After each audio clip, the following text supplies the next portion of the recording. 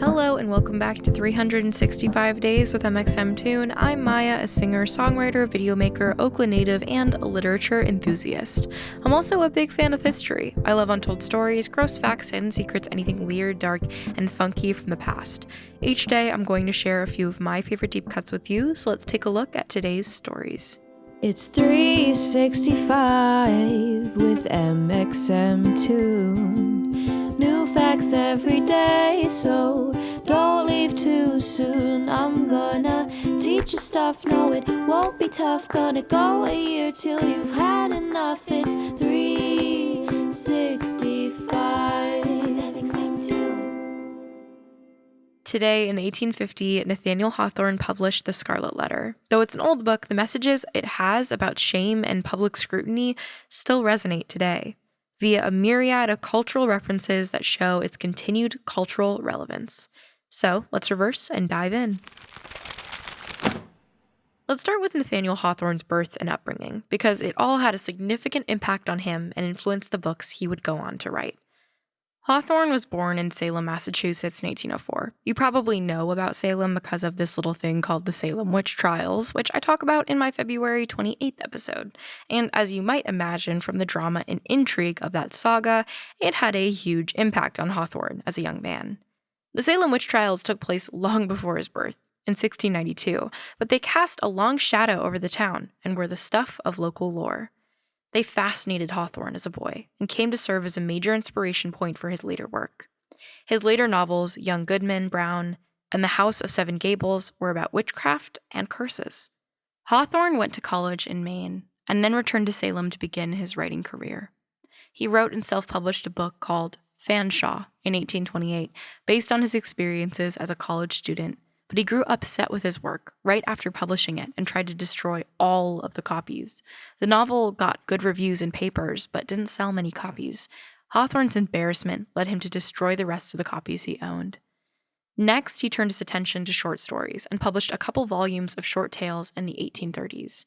He was kind of adrift at this point in his life and ended up trying out a communal farm experience, but he hated that too and parodied the experience in his later novel, The Blithedale Romance. For a while after the communal farm experience, Hawthorne concentrated on his personal life, getting married in 1842 to Sophia Peabody. As the couple prepared to start a family, they enjoyed an active social and intellectual life with peers like Ralph Waldo Emerson, Henry David Thoreau, and Branson Alcott, Louisa May Alcott's father. After working a salary job as a customs officer for a few years, he began writing The Scarlet Letter. Hawthorne originally planned the book to be a novelette, part of a collection of his stories, but once his publisher read a draft of the story, he realized how good it was and convinced Hawthorne to make it a full-length novel. The novel ended up being one of the first mass-produced books in America. At first, Hawthorne and his publisher thought that there was no way 2,500 books could sell in 1 year, but it sold out within 10 days of being on the market.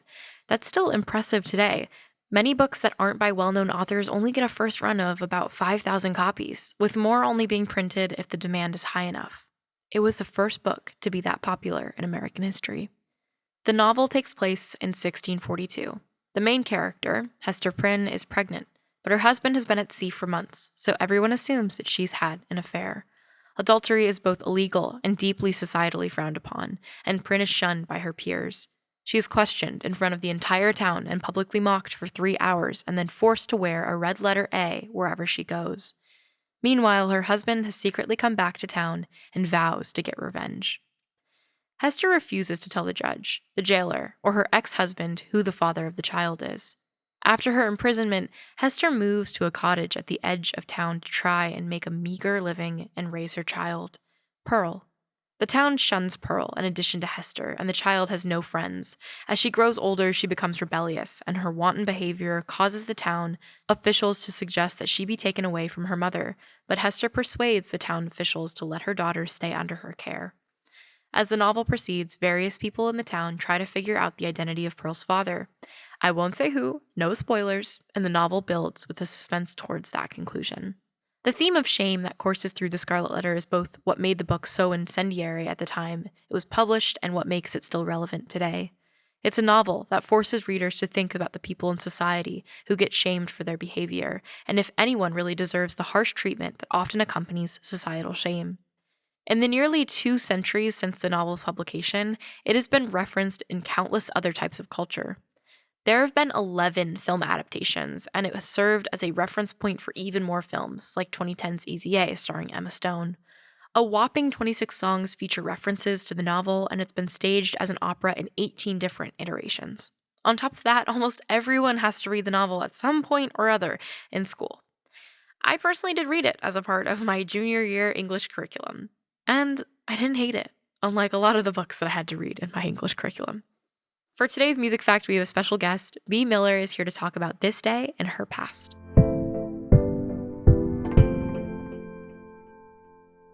Hey, what's up, guys? It is Bea Miller, and I'm here to talk to you about what I was doing on this day, March 16th, exactly 3 years ago. I released a song called I Want to Know with a group called Noted, and I will never forget it because, first of all, I made 2 of my closest friends, Toby and Sam, and that song just changed our lives. I mean, at least it changed mine. I had no idea how impactful one song could really be. It was my first song that ever went platinum, and it was just a very exciting time for me. But this day was special because I was excited about it, but I had no idea yet how excited the rest of the world was going to be. And I'll never forget the first time I heard it in public. I was with a group of friends, and we were at a hotel pool, and the song came on, and they all lifted me up in the air, and they were like, this is her, and everyone else at the pool was staring at us like we were crazy, but I cried, and it was really magical, I'm really grateful, and no matter how many years go by, I think that song will always be one of the most important ones I've ever released. So yeah, thanks for listening. I hope that you guys are having a wonderful day, and that was all I have. Bye, guys. And now for our final segment, I'm going to go back into my own photo archives to see what I was up to on a March 16th in my life.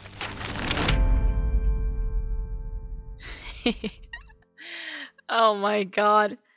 Okay, this is really embarrassing because I'm like now mutuals with friends of this person. But March 16th, 20... Oh my God. 2016. No. March 16th, 2017. I have a screenshot of Mark Twain from Got7 on my phone. Which is I'm like I would hope considered friends with Jay from day 6 at this point. Mark has done his fair share of like popping into Twitch streams now and like gaming with various people across the internet. And it's just very strange to me that this person that I really love from Got7 is like I guess I do this thing sometimes where I'm like, okay, how many people am I away from this person? And then like 2017 when I had the screenshot of Mark Twain, I was like a million people away from Mark Twain. Now I'm like 1 person away. That's so weird. Anyways, yeah, K-pop stan Maia from 2017 is like absolutely screaming. Thanks so much for listening, and see you tomorrow. Subscribe wherever you listen to podcasts, and you can follow at 365 Days mxmtoon on your preferred social media platforms. It's 365 with mxmtoon. New facts every day, so don't leave too soon. I'm gonna teach you stuff, no it won't be tough. Gonna go a year till you've had enough. It's 360